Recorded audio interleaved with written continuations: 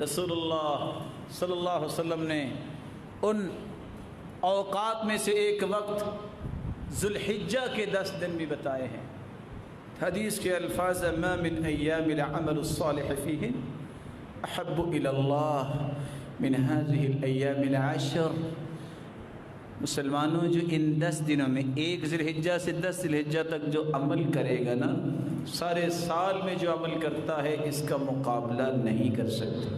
صحابی نے سوال کر دیا، اللہ کے رسول جہاد کا بھی نہیں اجر اتنا؟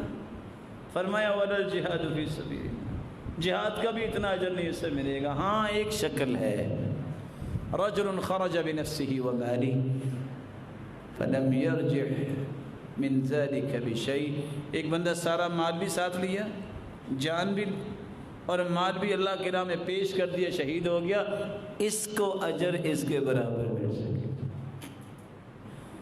اللہ کے رسول نے فرمایا پھر کثرت سے کیا ان 10 دنوں میں کیا جائے؟ فرمایا فَأَكْثِرُوا فِيهِنَّ مِنَ التَّهْلِيلِ وَالتَّكْبِيرِ وَالتَّحْمِيدِ، لا الہ الا اللہ کثرت سے پڑھو، اللہ اکبر کثرت سے پڑھو، الحمدللہ کثرت سے پڑھو، ملے گا کہ ابشر، بشارت دی جائے گی۔ اللہ کی رسول کس چیز کی بشارت؟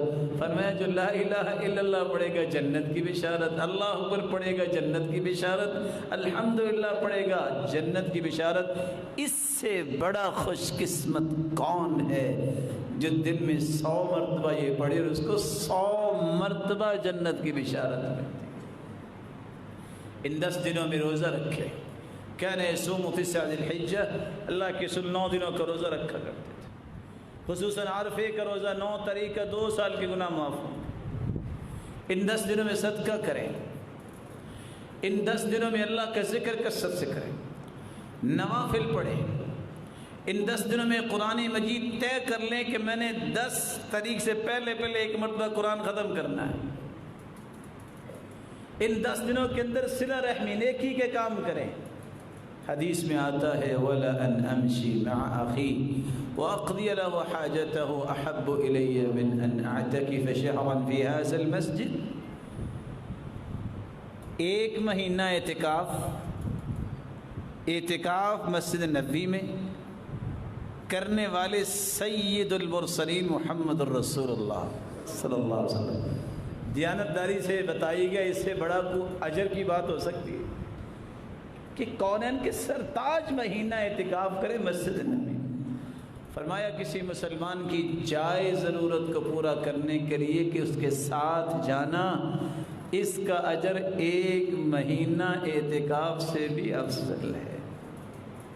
خیر خواہی کیا کرو، نیکیاں کیا کرو، بھلائی کیا کرو۔ یاد رکھنا، مثال تو سنی ہے، نیکی کا دریا میں ڈال، جب ڈوبنے کا وقت آئے گا یہ نیکی کشتی بن جائے گی، بھولیے گا نہ۔ یہ ڈالنے کی بات یہی ہے، یہ کشتی بن جائے گی، تمہیں ڈبوئے گی نہیں۔ تعرف الی اللہ فی الرخاء یعرفک فی الشدہ، جب تم خوشی کی حالت میں رب کے قریب ہوتے ہو، جب تم کسی مصیبت میں آ جاتے ہو، تمہارا رب پھر تمہیں ضائع نہیں ہونے دے گا۔ پھر وہ کیا کرے گا؟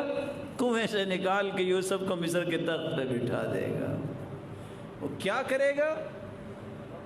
وہ یونس علیہ السلام کو مچھلی کے پیٹ سے نکال کے دوبارہ جو ہے نبوت کا تاج باقی رکھے گا۔